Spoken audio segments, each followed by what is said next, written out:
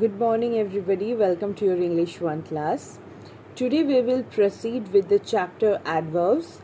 So I'll ask you to open your book and stay tuned to page number 84 named adverbs. Adverb, we all know, we have learned since our childhood when we are introduced till ever since we are introduced to English 1 or grammar. So adverb generally tells us more about the verb, adjective and adverb. So let us have three examples how adverb is used and how it tells us more about these three parts of speech. Now first, if I say he reads carefully, so reads is what? That is verb. So how is he reading? He reads here carefully. So carefully is here adverb. Then if we say he is a a very careful teacher. So he's a very careful teacher. Here careful is what? Careful is adjective and very is adverb. Okay. So it tells us more about the adjective careful. Then the last one, how it qualifies another adverb. Read very carefully. Read very carefully. Very is one adverb and it is qualifying another adverb, that is carefully. So adverb is very important. We need to know its function before we apply it in any of the sentences. So look at your books. Formation of adverbs. Generally ly is added at the end. So quick, from quick to quickly, lazy to lazily, glad to gladly, happy to happily, and warm, warmly, merry, merrily, right? So now see, however, some words have same form both an adjective as an adverb. Some of these words are, there are some words that have the same form both an adjective as an adverb. Okay, in adjective also they will act in the same manner and in adverb also. So for example, early. Okay, early, he's an early riser. Okay, short. Then here early riser is what? Early riser, early is here adjective, right? He rose early. He rose early. Here early is what? That is adverb. Draw a straight line. How is the line? Line is straight, so it is adjective. Go straight. How you are asked to go? Straight. So here it is adverb. So this might look similar, but you need to know how to apply, when to apply, and that makes a difference. Last evening we had a friendly cricket match. Okay, so friendly cricket match, all the words that end with ly doesn't mean all are adverb, because there are certain words ended with ly and they are called adjective, not adverb. They for such example like elderly, friendly, lovely, lively, silly, cowardly. Okay, so we need to know how to use adverbs. Likely to be confused. There are certain adverbs, they tend to confuse us. What are those? Sometimes we have two similar looking adverbs with very different meanings. See, I got late because of a train jam. So I got late. Late here, late means obviously we can understand he was not early, he was late. Lately she has written some interesting stories. Lately she has, lately means what? Lately means not late, lately means recently. He went direct to his father and apologized. He went direct to his father and apologized means what? Direct means yes, straight. I meet you directly means I meet you soon. So here ly is added, but the meaning is different. For that you need to read this chapter. Now I'll ask you to go about the first exercise, that is exercise number 1. Hopefully the pen and the copy is ready with you all. So we are asked to fill in these blanks with correct words. I was highly impressed by the childlike innocence. As he came near, I noticed there were tears in his eyes. The medicine tasted very bitter. She is a talented dancer. I expect her to rise very high. From home, he went directly to his office. This flower smells sweet. The loss of job made me terribly upset. Lately, the flooded river has destroyed many villages. Okay. So next comes hard and hardly. So hardly means very little or almost not. Hardly. Okay. So could you speak a bit louder? The answer will be I can hardly hear you. Means I cannot hear you or very little.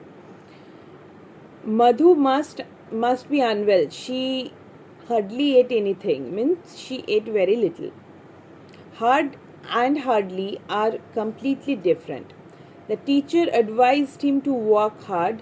He hardly did anything. Means the teacher advised him to be very careful in his studies, but he did not do that. Okay. Then we often use hardly with anybody, anyone, anything, anywhere. Means they had declared 50% discount, but there were hardly any buyers. All these are technical books. There is hardly anything for me to read. Hardly ever means almost never. I am not interested in films. I hardly ever go to cinema. Means I almost never go to cinema. So let us come to exercise number 2. Floods have badly affected rail traffic. Hardly any train is on time. It kept raining throughout our stay at Shimla. We could go hardly anywhere. I am quite interested in plays, but I hardly watch a movie. We found the hotel almost empty. There was hardly anybody staying there. How can I fly the kite? There's hardly any wind. The match is about to start, but there's hardly anybody in the stands. Hopefully you have written this. Turn over the page.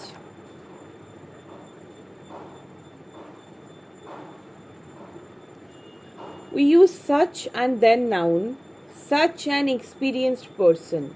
Such stupid people. So and such make the meaning of an adjective or adverb stronger, right? Yes. He spoke so fast, right? Then here's so good. So it is this so and such generally, these two words tell us more about the adjective and adverb. So we are asked here to fill in the blank with so, such, or such a or an. So she told such a pathetic story that everybody was moved to tears. Her story was so pathetic that everybody was moved to tears. I must leave immediately. I have got so late. I have so much leisure that I don't know how to spend it properly. It was such an interesting story, I couldn't put the book down. I didn't know you lived so far away from the school. Okay. Then enough and to. Okay. Enough means, as we know, enough means sufficient. And she is old enough to go to school. Here the adjective is old, right? So it is used after old. He walked fast enough to reach the bus stop. Here after adverb it is used. We have enough money to buy a new flat. The money is here noun, so here enough is used before that. So we need to know where enough is to be used. You can eat a little more if you haven't eaten enough. You can take some money from me if you haven't got enough. To Too suggests excess of some kind more than what is proper. She works too hard. It isn't good for her. Don't take things too seriously. So we normally say enough or too for somebody or something. We didn't have enough money for beautiful house. These shoes are too tight for me. I need a bigger size. We normally say enough to do something. I had enough time to answer all the questions. I had too little time to answer all the little questions. So, after reading all that, we are asked to complete the exercise. Will she get this job? No, she isn't experienced enough to get this job. Do you have a driving license? No, I'm too young for a driving license.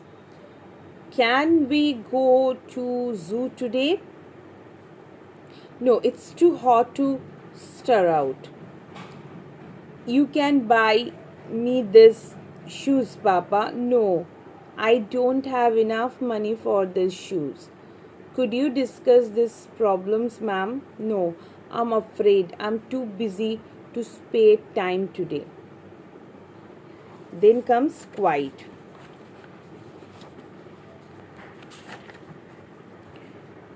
The bus is quite crowded. Means quite is what? Quite means less than very but more than a little. Okay. So it's quite hot today. Quite is placed before a and an. Quite an easy paper. Quite a long way to go. Quite means also sometimes completely. Is this water safe to drink? Yes, it's quite safe. Means it's completely safe. Okay. Then both fairly and rather mean moderately. Now how to use this fairly? Her voice is fairly sweet. She sang fairly well. The teacher was rather annoyed at her stupid answers. The bedrooms are fairly spacious, but kitchen is rather small. So let us complete this. They are enough rich but too miserly. They are quite strong but not strong enough to lift this heavy box all alone. I rather agree with you that her typing is quite full of mistakes. We were quite disappointed at her result. This television set is quite expensive but not too expensive for me to buy. She had fairly high common sense to avoid the danger. Her speech was quite informative but too lengthy. Okay. Now, position of adverbs. Where we can use this? There must be a proper place before or after that we need to learn. Usually the verb at the place where we go together. So live in a city, walk to a school, go home. If the verb has an object, the place comes after object. Take someone home. Time. Time comes generally at last. Yayan goes to school every morning. He has been in India since April. It is often possible to put time at the beginning of the sentence. See, next Monday we are leaving for Kolkata. Now it is used in the beginning. Every morning the old man goes to temple to pray. Okay. Then there is an adverb of manner also. And the order is they worked hard in the fields the whole of the evening. Here time is end at the end. Adverbs are placed after. Is, are, am, was, were. You are always late.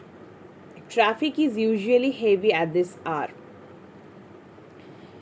They are placed before the verb if the verb consists of only one word. She nearly lost all her belongings. One word, so it is placed before. He almost surrendered. They are placed after the first word if the verb consists of more than one word. She was usually satisfied with my work. I have always supported you. They placed before the verb have to and used to. I often had to go without meals. She always used to get up late on Sunday morning. So you need to know these rules before you use. And keeping that in mind, we are asked to place the adverb in the sentences in its proper place. So let us do this. The Northeast Express is often late. Sometimes I have to stay back at the school. I watch television sometimes late at night also. I always take my dinner at Annapurna when I am at Shimla. Vani hardly gets angry. Vani hardly here see ever is there. So we will place this ever not with hardly, but after that Vani hardly gets angry ever. My principal has always inspired me to work hard. The pair of shoes is probably very expensive. Now here complete the sentences putting the parts in the right order. I have been working late at a bookstall. I go to the bank every Monday. I succeeded in recalling her name after a few minutes. I didn't see you at the party last evening. We came across some rare paintings in the museum last Saturday. So here ends the chapter. It's quite a short one. So I'll ask you to do these exercises in your copy. Conjunction is already taught to you. I have given the exercise as well. I'll ask you to open the chapter once again, and it is in page number 100.